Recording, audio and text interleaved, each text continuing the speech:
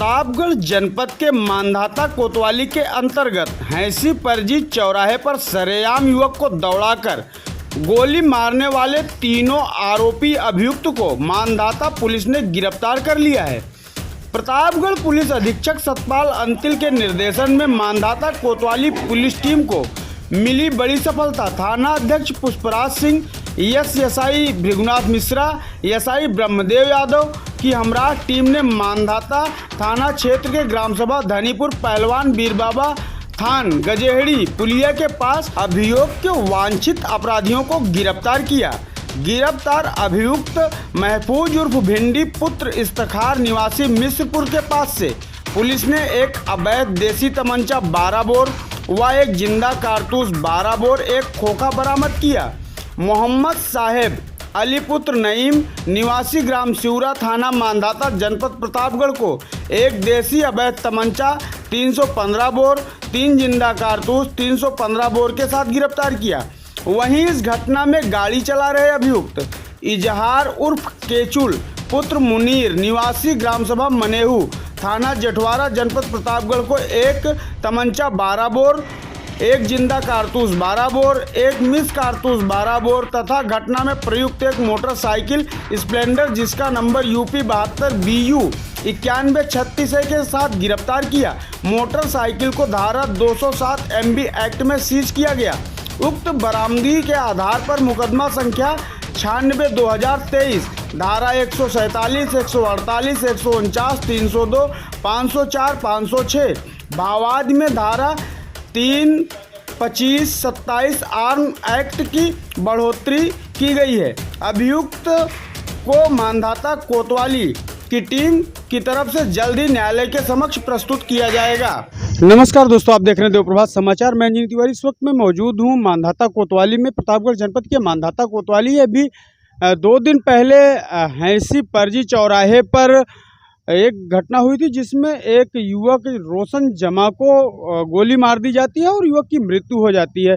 लेकिन मृत्यु का कारण अभी तक सही कहीं से पता नहीं चल रहा था कि मृत्यु का कारण क्या है, इसे मारने की वजह क्या है, क्यों अपराधी इसे मारना चाहते थे या ये घटना अनजाने में हुई। ये सब सारी चीज़ें बिल्कुल अंधेरे में थी। सिर्फ अभी तक जो सच निकलकर सामने आया था, सच ये था कि युवक की हैंसी चौराहे पर दौड़ाकर गोली मारकर हत्या कर दी जाती है। लेकिन यहाँ पर जब पुलिस ने अपराधियों को पकड़ा है, जो अपराधियों का बयान यहाँ पर पुलिस ने लिया है, अपराधियों का बयान जो निकलकर सामने आया है वो बयान ये है, अपराधियों की माने तो अपराधियों का कहना है कि प्रतिदिन ये युवक जो मृतक युवक है, इसके परिवार वाले उसे प्रतिदिन प्रताड़ित करने का काम करते थे, क्योंकि उधर से निकलने वाला रास्ता, जो अपराधी के घर से निकलने वाला रास्ता, मार्केट आने वाला रास्ता था, वो मृतक के घर से होकर निकलता था। और जब अपराधी वहाँ से निकलता था तो मृतक के परिवारिक जन की तरफ से उसे प्रताड़ित किया जाता था। और अपराधी की अगर हम बात माने तो 2 दिन पहले अपराधियों के घर पर चढ़कर मारपीट की गई थी, जिसमें ऐसी बातें भी सामने आ रही है कि परिवारिक जनों को भी मारा पीटा गया था। इससे आक्रोशित होकर युवक अपराध करने पे मजबूर हो गया और अंत दर्जे में उसने वो फैसला लिया जो किसी भी व्यक्ति को नहीं लेना चाहिए, लेकिन व्यक्ति ने वो फैसला लिया कि उस व्यक्ति को, जिससे वो परेशान था, उस व्यक्ति को मौत के घाट उतारने का भी काम कर दिया। लेकिन अगर हम अपराधी की और बात माने तो अपराधी का कहना यह भी है कि अगर हम उसे नहीं मारते तो वो लोग हमें मार देते। ऐसी स्थिति भी वहाँ पर उत्पन्न हुई थी। जिस हैंसी चौराहे पर चाय पीने की बात हो रही है वहाँ पर अपराधी पहले से मौजूद नहीं था, लेकिन जो मृतक युवक है इसके साथ के कुछ लोग वहाँ पर पहले से मौजूद थे, जो इस फिराक में थे कि यहाँ अगर वो आएगा तो उसके साथ फिर से वारदात की जाएगी, उसे मारा पीटा जाएगा। लेकिन उन लोगों को ये नहीं पता था इस व्यक्ति के पास असलहा है, और असलहा होने का वहाँ पर इसने फ़ायदा उठाया और युवक को मृत्यु के घाट उतारा। और ये हुई यहाँ की पूरी घटना। लेकिन अगर यहाँ मांधाता कोतवाली के पुलिस की कार्यशैली की बात करें तो 2 दिन पहले की घटना है। पुलिस ने पीड़ित को आश्वासन दिया था कि 10 घंटे के अंदर हम मुलजिम आपके सामने करेंगे, और पुलिस ने यहाँ पर वो कर दिखाया है।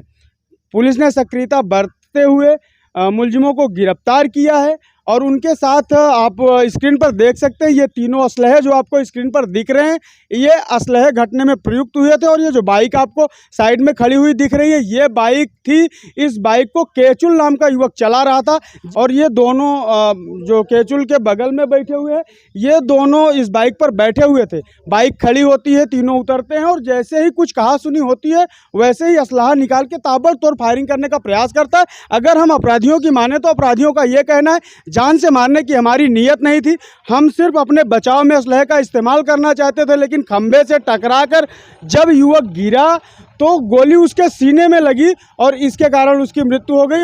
और जब हमने बात की आगे अपराधी से अफसोस, तो उसने कहा अफसोस बहुत है, लेकिन जान बचाने के लिए कुछ ना कुछ तो करना ही पड़ेगा। अपराधी का कहना यह है कि अगर मैं उसे नहीं मारता तो वो मुझे मार देता। फिलहाल हम अगर मानधाता कोतवाली की सक्रियता की बात करें तो इतने कम समय में तीनों अपराधियों को कत्ल में इस्तेमाल हुए वेपन्स और गाड़ियां सब कुछ पुलिस ने यहां पर इकट्ठा किया। आप स्क्रीन पर देख सकते हैं यही वो तीनों अपराधी हैं जिन्होंने इस घटना को अंजाम दिया है। और ये वेपन्स है जो आपको स्क्रीन पर दिख रहा है और ये बाइक है जो बाइक घटना में इस्तेमाल की गई। और वहाँ से घटना करके ये फरार हुए तो यहीं गजेहड़ी के पास में लगभग घटना स्थल से 4 किलोमीटर दूरी पर गजेहड़ी मंदिर है एक बाबा का थान, वहाँ पर ये अपराधी छुपे हुए थे। पुलिस को इनकी लोकेशन का जब पता चला तो तुरंत इनको उठाने का काम पुलिस ने किया। और उधर अगर हम पीड़ित की बात करें तो एसडीएम महोदय सदर और क्षेत्राधिकारी रानीगंज विनय प्रभाकर साहनी जी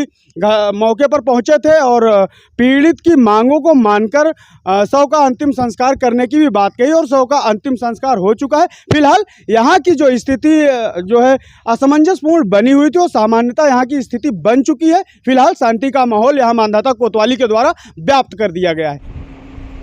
दिनांक 3 जून को हैंसी चौराहा थाना क्षेत्र मानधाता में आपसी रंजिश में एक युवक को गोली मार करके हत्या कर दी गई थी। इस संबंध में दिए गए तहरीर के आधार पर 3 नामजद अभियुक्तों को थानाध्यक्ष मानधाता और उनकी टीम द्वारा गिरफ्तारी की गई है।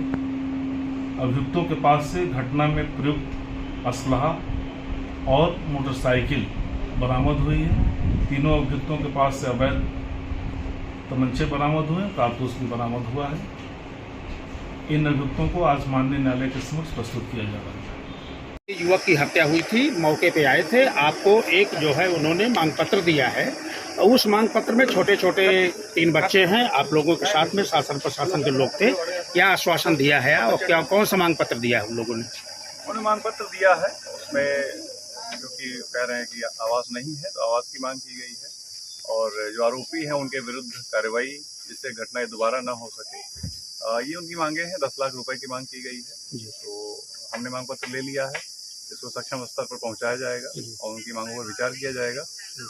जो भी संभव मदद हो सकती है उसको पूरा किया जाएगा। आरोपी पहले से अपराधी प्रवृत्ति के हैं और उनका अवैध कब्जा यहाँ पे बताया जा रहा है, तो क्या उनके इस अवैध कब्जे को हटाने का काम शासन करेगी? अभी लिखिए जांच की जाएगी, मौके पर भी जांच की जाएगी। यदि कब्जा अवैध है तो नियमानुसार कार्रवाई करते हुए उनका अतिक्रमण हटवाया जाएगा। आप देख रहे हैं देवप्रभात समाचार, मैं अंजन तिवारी, कैमरा पर्सन बीरेंद्र पटेल के साथ।